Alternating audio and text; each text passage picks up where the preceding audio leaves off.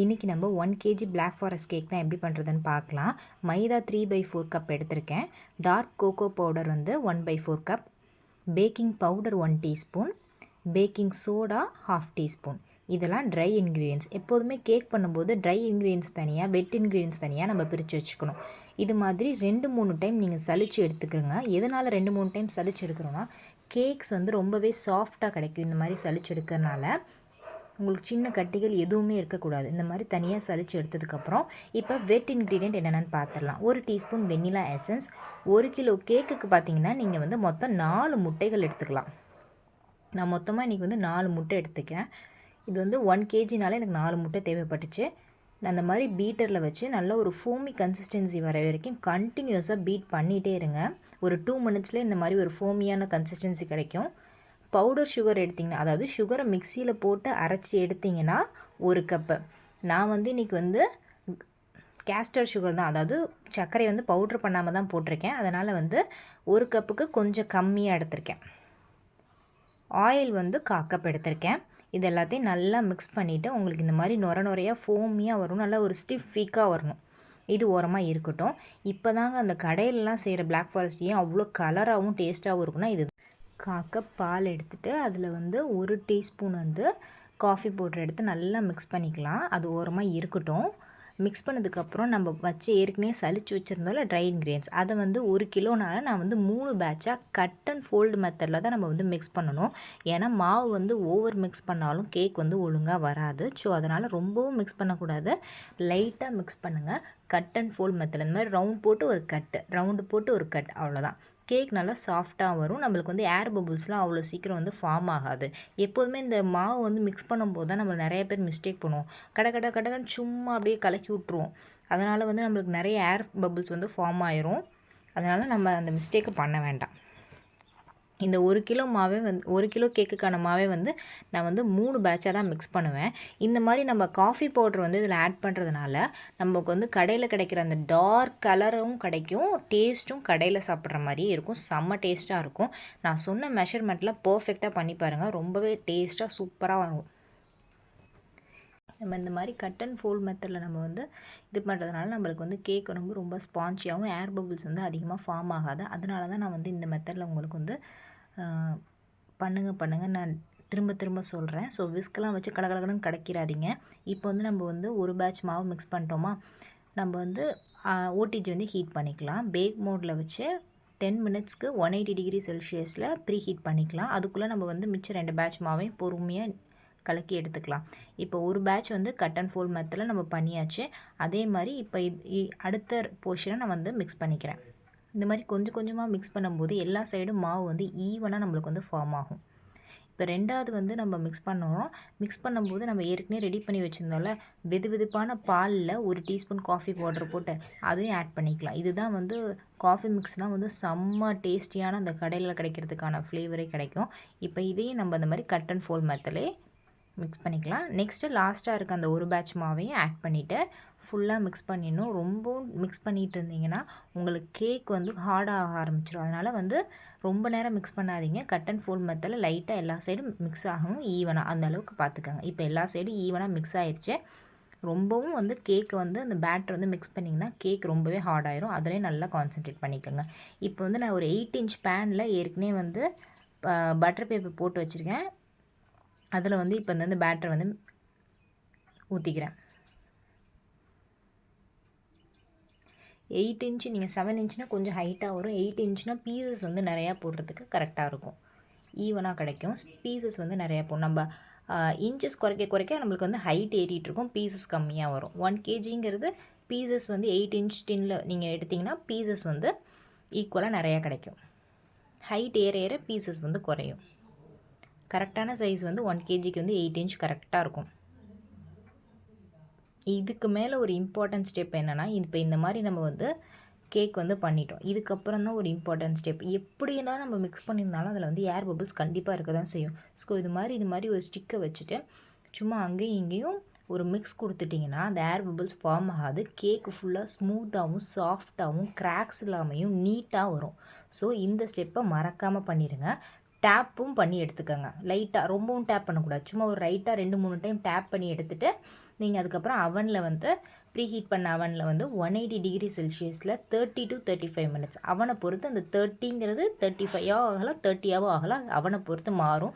நான் actually first 25 minutes வச்சேன். ஏன்னா இப்போ தான் ஃபஸ்ட் டைம் இதில் பண்ணுறேன் இந்த ஓடிஜியில். அதனால் ஃபஸ்ட்டு 25 மினிட்ஸ் வச்சேன். கேக் இப்போ வந்து வெளியே எடுத்து பார்க்கலாம் 25 மினிட்ஸில். இப்போ இந்த மாதிரி ஒரு ஸ்கியூர் வச்சு நான் வந்து உள்ளே இது பண்ணுறேன். கேக்லாம் வெளியே பார்த்தா வந்து இந்த மாதிரி இருந்துச்சு. ஸோ உள்ளே விட்டு பார்த்தேன் அது வேகலை, லைட்டாக இன்னும் கொஞ்சம் நேரம் இருக்கணும். ஸோ அதனால் வந்து கரெக்டாக எனக்கு 30 மினிட்ஸ் ஆச்சு. மறுபடியும் நான் வந்து உள்ளே தள்ளிட்டு மறுபடியும் ஒரு 5 மினிட்ஸ் வச்சேன். இந்த மார்ஃபி ரிச்சர்ட்ஸ் பொறுத்த வரைக்கும் எனக்கு வந்து கரெக்டாக பார்த்தீங்கன்னா 30 மினிட்ஸ் ஆச்சு இந்த கேக் வந்து ரெடி ஆகிறதுக்கு. இப்போ வெளியே எடுத்து பார்த்தேன். அந்த குச்சியில் வந்து இந்த மாதிரி எடுக்கும்போது வந்து கொஞ்சம் கூட அந்த கேக்கோட இது இருக்கக்கூடாது. உங்களுக்கு வெந்ததுக்கு அந்த பார்த்தாவே தெரியும். இதுக்கப்புறம் ஒரு இம்பார்ட்டண்டான ஸ்டெப் என்னென்னா, இந்த கேக்கோட சயின்ஸ் படி பார்த்திங்கன்னா, இந்த கேக் வந்து வெளியே எடுத்ததுக்கப்புறமும் ஒரு 10 மினிட்ஸ் வந்து பேக் ஆகும் அந்த ஹீட்லேயே. நம்ம டக்குன்னு ரூம் டெம்பரேச்சர் மாற்றினால அந்த கேக் வந்து சில இடத்துல வந்து அந்த உள்ளே அமுங்கி குழி விழுந்த மாதிரி ஆயிடும். அது இல்லாமல் தடுக்கிறதுக்கு நம்ம என்ன பண்ணோம்னா, உடனே கேக்கை வெளியே எடுத்துகிட்டு இந்த மாதிரி ஒரு காட்டன் டவலில் போட்டு மூடி வச்சுருங்க. கேக் நல்லா ஃபுல்லாக ஆறுனதுக்கப்புறம் அதை வந்து லேயராக இந்த மாதிரி கட் பண்ணிக்கலாம். நான் வந்து இந்த கேக் வந்து 3 லேயராக கட் பண்ணுறேன்.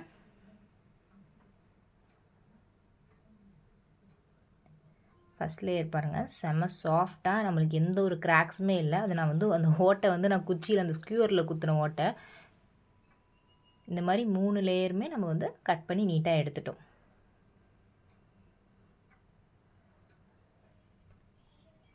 மூணு லேயருமே கட் பண்ணி எடுத்துட்டோமா. இப்போ வந்து இதுக்கு வந்து பிளாக் ஃபாரஸ்ட்னால சைடில் அந்த சாக்லேட் பீசஸ்லாம் விட்டுறதுக்கு நான் வந்து இந்த மாதிரி டார்க் சாக்லேட் வந்து எடுத்துருக்கேன், திருவி வச்சுருக்கேன். கொஞ்சம் கத்திலேயே சீவி வச்சுருக்கேன். ஒரே மாதிரி இருந்தால் கொஞ்சம் நல்லா இருக்காதுல்ல. அடுத்தது வந்து விப்பிங் க்ரீம் வந்து நம்ம இது பண்ணுற போகிறோம். நான் வந்து பிரிஸ்டைன்கிற பிராண்ட் தான் யூஸ் பண்ணேன். ஆக்சுவலி இந்த விப்பிங் க்ரீம் போகிறதுக்கு முன்னாடி என்ன பிராண்ட் விப்பிங் க்ரீமாக இருந்தாலுமே இந்த மாதிரி ஒரு பவுல் வச்சுட்டு அதில் வந்து ஒரு நல்ல கூலிங்கான ஒரு ஐஸ் கட்டி போடணும். ஆக்சுவலி ஐஸ் வச்சேன், அது வந்து டைம் பத்தாதனால ஐஸ் ஆகலை. ஸோ கொஞ்சோண்டு தான் எனக்கு ஐஸ் க்யூப் கிடச்சிச்சு. ஸோ அதனால் அதை வச்சுட்டேன். அதுக்கப்புறம் இந்த பவுலையும் அந்த பீட்டரையுமே நான் வந்து என்ன பண்ணேன், ஃப்ரீசரில் வச்சுட்டேன். ஒரு 1/2 அன் ஹவர் கிட்ட வச்சுட்டேன் ஃப்ரீசரில். ஏன்னா அப்போ தான் விப்பிங் க்ரீம் வந்து ரொம்ப நேரத்துக்கு வந்து அதோட கன்சிஸ்டன்சி அப்படியே இருக்கும். நான் டைரி விப்பிங் க்ரீமாக இருந்தால் பவுடர் சுகர் ஆட் பண்ணிக்கோங்க. டைரி விப்பிங் க்ரீமாக இருந்தால் பவுடர் சுகர் ஆட் பண்ணுறது உங்கள் ஆப்ஷனல் தான். அது ஸ்வீட்னஸ் பொறுத்து நீங்கள் கேக்கில் எவ்வளோ சுகர் சிரப் போடுறீங்களோ அது ஆப்ஷனல் தான். நீங்கள் டேரெக்டாக விப்பிங் க்ரீம் மட்டும் ஆட் பண்ணி இந்த மாதிரி ஸ்னிப் பீக் வர வரைக்கும் பண்ணிவிட்டு நீங்கள் வந்து பவுடர் சுகரை வந்து ஸ்கிப் பண்ணாலும் ஓகே. நீங்கள் வேணும்னா டேஸ்ட் பார்த்துட்டு நீங்கள் பவுடர் சுகர் ஆட் பண்ணலாமா வேண்டாமா அது உங்களோட விஷ் தான்.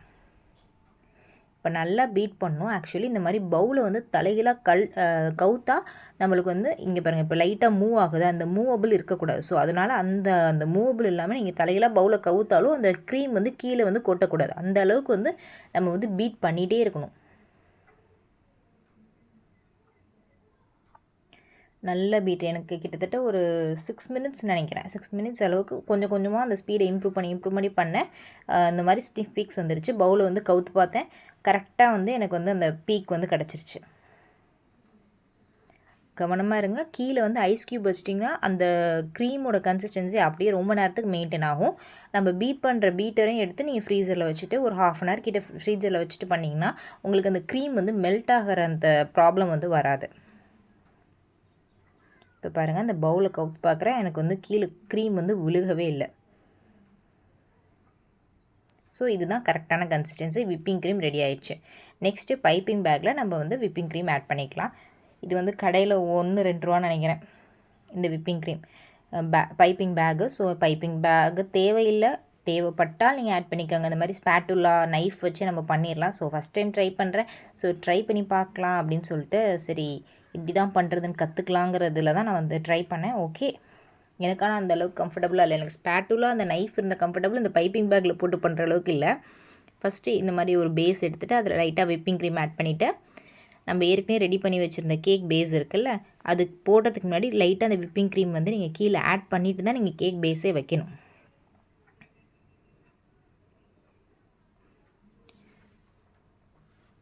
இப்போ இந்த அளவுக்கு கேக் பேஸ் வந்து ஃபஸ்ட்டு பேஸ் வந்து நான் வச்சுட்டேன். நெக்ஸ்ட் என்ன பண்ணணும், இதுக்கு வந்து சுகர் சிரப் பார்த்திங்கன்னா 1/2 கிலோ 1/2 கப் சுகருக்கு 1 கப் வாட்டர் அதை ஊற்றி நல்லா வந்து சுகர் வந்து மெல்ட் ஆனால் போதும். ரொம்பவும் திக்கான கன்சிஸ்டன்சி இருக்கக்கூடாது. ஸோ அதுதான் 1/2 கப் சுகர் 1 கப் தண்ணி அது வச்சு சுகர் வந்து கரைஞ்சிச்சுன்னா போதும். அதை வந்து ஒரு டைம் ஃபில்ட்ரு பண்ணிவிட்டு நான் வந்து சுகர் சிரப் வந்து ரெடி பண்ணிட்டேன். இது 1 kgக்கு கரெக்டாக இருக்கும். 1/2 கப் சுகரு 1 கப் தண்ணி ஃபஸ்ட்டு ஊற்றிட்டு நல்லா கொதிச்சதுக்கப்புறம் நம்ம 1/2 கப் சுகர் ஆட் பண்ணிவிட்டு அது மெல்ட் ஆனிச்சுன்னா போதும். நல்லா ஆற வச்சுருங்க.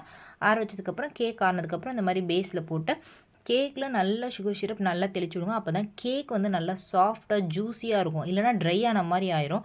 ஸோ சுகர் சிரப் வந்து எல்லா இடத்துலையும் படுற மாதிரி போட்டுக்கலாம். அடுத்தது நம்ம வந்து விப்பிங் க்ரீமை பைப்பிங் பேக்கில் ஃபில் பண்ணி வச்சுருந்தோம்ல, அந்த விப்பிங் க்ரீமை அதில் ஆட் பண்ணிக்கலாம்.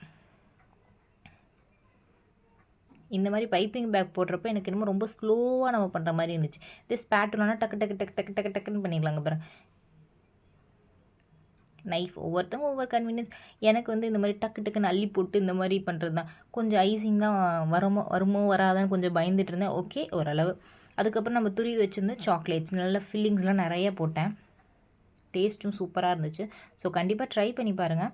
நெக்ஸ்ட் வந்து என்ன போட்டேன்னா அது வந்து செரி கொஞ்சமாக எடுத்து அதையும் கொஞ்சம் நடுவில் ஃபில்லிங்காக போட்டேன். டேஸ்ட் வந்து அந்த இது செரி வந்து அந்த கலரும் சரி நல்லா கடிக்கிறப்பையும் நல்லா டேஸ்ட்டாக இருந்துச்சு. அதே மாதிரி மறுபடியும் செகண்ட் லேயர் போட்டு சுகர் சிரப் போட்டு விப்பிங் க்ரீம் ஃபுல்லாக எல்லா சைடும் ஆட் பண்ணிவிட்டு ஃபுல்லாக ஸ்ப்ரெட் பண்ணி விட்டுட்டு சாக்லேட் திருவுன சாக்லேட் டார்க் சாக்லேட்ஸ் தான் போட்டேன். அதே மாதிரி செரியும் நல்லா ஃபில் பண்ணி எடுத்துக்கிட்டேன். நெக்ஸ்ட்டு மேலே இருக்க பேஸ் அதே மாதிரி சுகர் சிரப் ஃபுல்லாக கரெக்டாக ஆகிடுச்சு பாருங்கள். 1/2 கப் சுகர் 1 கப் வாட்டர் அதே மாதிரி விப்பிங் க்ரீம் போட்டு இப்போ நம்ம கொடுக்குற கோட்டு பேர் பேசிக் க்ரம் கோட்டுன்னு சொல்லுவாங்க. இது ஆக்சுவலி லைட்டாக மேலே ஒரு லேயர் மாதிரி அப்ளை பண்ணிவிட்டு நம்ம ஒரு 10லேருந்து 15 நிமிஷம் ஃப்ரிட்ஜில் வச்சுருங்க. அது நல்லா செட் ஆனதுக்கப்புறம் அதுக்கப்புறம் தான் ஒரிஜினல் கோட்டே கொடுக்கணும். நல்லா ஒரு சைட் சும்மா 1-2 அப்படி ஈவனாக ஸ்ப்ரெட் பண்ணாமல் லைட்டாக அப்படி எல்லா சைடும் அந்த கேக் மட்டும் தெரியாத மாதிரி லைட்டாக அந்த விப்பிங் க்ரீமை அப்ளை பண்ணிவிட்டு நீங்கள் ஃப்ரிட்ஜில் வந்து ஒரு மணி நேரம் அப்படியே வச்சுருங்க. நல்லா செட் ஆனதுக்கப்புறம் நீங்கள் அதுக்கப்புறம் ஒரிஜினல் இது நீங்கள் பண்ணலாம். நான் வந்து ஆக்சுவலி இதை நான் பண்ணிட்டேன். நெக்ஸ்ட்டும் அதுவும் பண்ணிட்டேன். அது வந்து நான் வீடியோ எடுக்க முடியல. உங்களுக்கு லாஸ்ட்டாக அந்த என்னோடய கேக்கோட ஃபைனல் காட்டுறேன். இதுக்கு மேலே நான் என்ன பண்ணேன்னா டார்க் சாக்லேட் சைடில் ஃபுல்லாக கையில் எடுத்து சைடில் ஃபுல்லாக டார்க் சாக்லேட் திருவுனது ஃபுல்லாக வச்சுட்டு மேலே விப்பிங் க்ரீமால் லைட்டாக ஒரு அந்த நாசில் வச்சு அந்த க்ரீமை வச்சு ஒரு இது பண்ணிவிட்டு அதுக்கப்புறம் மேலே செரிஸ் வச்சுட்டு 2ல் வந்து ஒரு சாக்லேட் டார்க் சாக்லேட்டில் 2ல் வந்து இது மாதிரி வச்சுட்டேன். இதான் என்னோடய ஃபைனல் கேக்கோட அவுட்புட்டு. சூப்பராக இருந்துச்சு. ஸோ கண்டிப்பாக ட்ரை பண்ணி பாருங்கள். என் பொண்ணோட பர்த்டேக்கு எல்லாமே இந்த கேக் சாப்பிட்டு எல்லாமே நல்லாயிருக்குனாங்க. நான் இந்த வீடியோ பிடிச்சிருந்தா லைக் பண்ணிக்கோங்க, சப்ஸ்கிரைப் பண்ணிக்கோங்க, நோட்டிஃபிகேஷன் பெல் ஐக்கான் கிளிக்